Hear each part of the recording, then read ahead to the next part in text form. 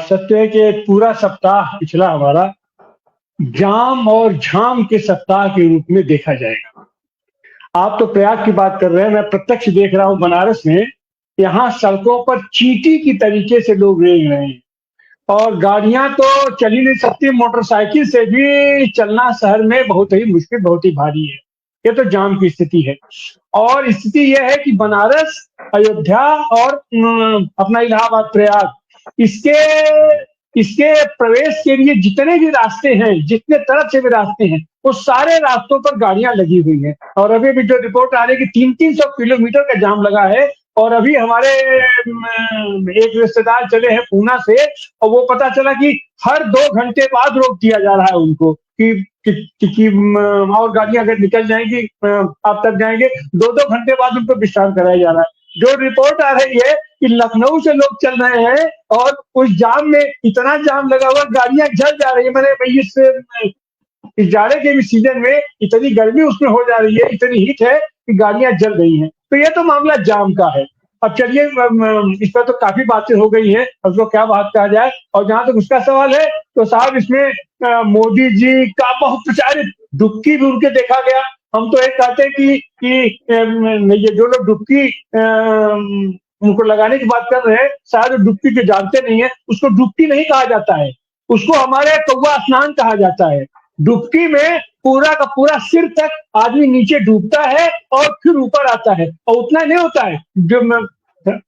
जो लोग डुबकी लगाते हैं वो अपना लगाते हैं, अपने पत्नी का लगाते हैं, अपने बच्चों का लगाते हैं, अपने गांव वालों का लगाते हैं, अपने देश वालों का लगाते हैं। कि जो आदमी अपना चला गया प्रयाग में, तो उसकी कोशिश ये होती है कि जितने भी लोग हमारे आसपास, हमारे हेली मेली हैं, हम कितने लोगों से हम मोहब्बत करते हैं, ये सबके खातिर अपना डुबकी लगाने जाने अनजाने सब लोगों की हम डुबकी लगा लें। लेकिन मोदी जी, और चाहे जो कि डुबकी तो उन्होंने नहीं लगाया है, कि क्योंकि मैंने उनको तमाम एंगल से मैं उनकी फोटो देखी, तस्वीर देखी है। और अभी आज हम देख रहे थे द्रौपदी मुर्मू जी वहां पहुंची थी। हाँ, मुर्मू जी ने डुबकी लगाई, इसमें कोई दो राय नहीं है।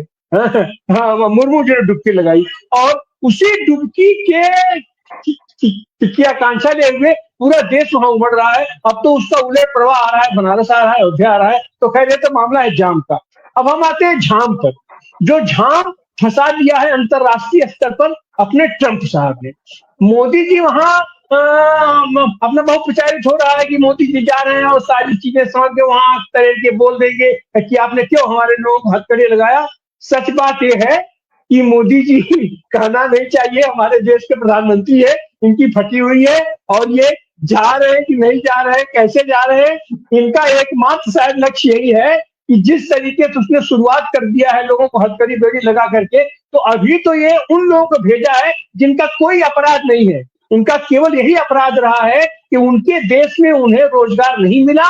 वो वहां पर प्रत्यारोपित होकर के गए और वहां पर किसी भी स्थिति परिस्थिति में वहां काम कर रहे थे, और वहां काम कर रहे थे तो वो कम से कम श्रम में, कम से कम अपने श्रम की कीमत लेकर के वहां के विकास में योगदान कर रहे थे। उनकी तो वो स्थिति है। लेकिन जो लोग अमेरिका में स्पष्ट रूप से अपराधी घोषित है, अपराधी घोषित हैं, उनके यहाँ मुकदमे एक पर चल रहा है और एक आदमी पर अपराध लगा हुआ है, उनको बचाने के लिए मोदी जी शायद बहुत परेशान हैं, और शायद इसीलिए ये वहां जा रहे हैं। और इसके पहले भी जाने की वहां कोशिश कर रहे थे, लेकिन वो तो नाराज है, खड़ी है, अड़ा हुआ है। और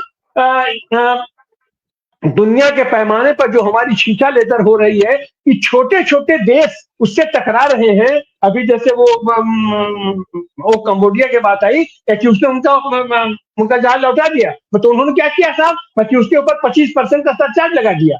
और अब उसका कहना यह है कि हम उनको 50% सरचार्ज लगाएंगे। कंबोडिया ने भी उनके ऊपर सरचार्ज लगा दिया। तो उनका वो जो झाम है, उस झाम को, और ट्रंप की इस समय दुनिया के पैमाने पर अमेरिका की हालत जो खराब होती जा रही है, उसको सुधारने का बीड़ा उठाया है ट्रंप ने।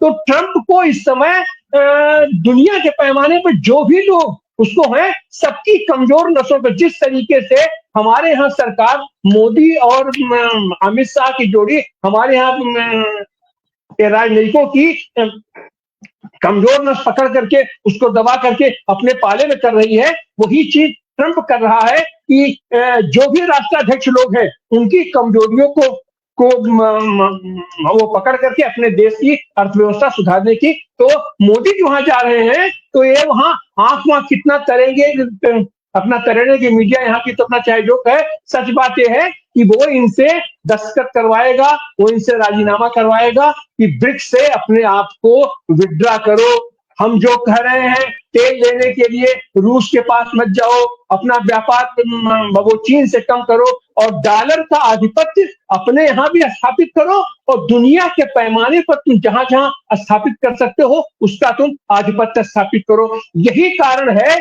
कि 23 महीने लगातार आग में झोंकने के बाद मणिपुर को वहां के मुख्यमंत्री से इन्होंने इस्तीफा लिया है। इस्तीफा इन्होंने ऐसे नहीं लिया है। अब ये कुछ लोग तो अपना गाल बजा रहे हैं कि कांग्रेस ने वहां चूंकि वो कर दिया कि अविश्वास प्रस्ताव लाएंगे इसलिए इस्तीफा ले दिया। कांग्रेस का गुब्बारा फुलाने का काम भी कुछ लोग ही खाली कर रहे हैं।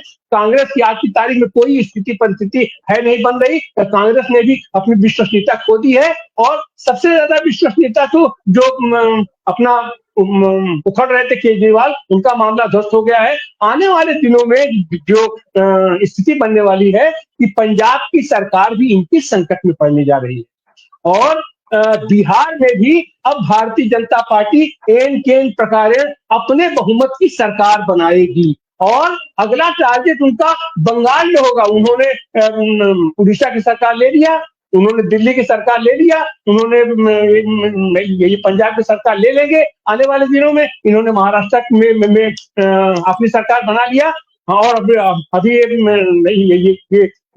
बिहार में सरकार बना लेंगे और अगला टारगेट इनका बंगाल हो जाएगा। तो इस तरीके से आज की तारीख में जो बहुप्रचारित हो रहा भारत का नक्शा आप उठा करके देखिए कि हर जगह भगवा भगवा भगवा भगवा भगवा दिखाई पड़ रहा है और इसी भगवा को दिखा करके ये जा रहे हैं ट्रंप के पास कि तुम यहाँ पर अपने अमेरिका को ग्रेट बनाओ और हमको भारत को ग्रेट बनाने के लिए हम जो अपना गुब्बारा फुलाए हुए हैं हमारी मदद करो। तो दोनों मित्र एक बार फिर अपना बंद कमरे में ये लोग क्या करेंगे कैसे करेंगे, लेकिन बाहर निकल करके आएंगे तो अपना ये होगा कि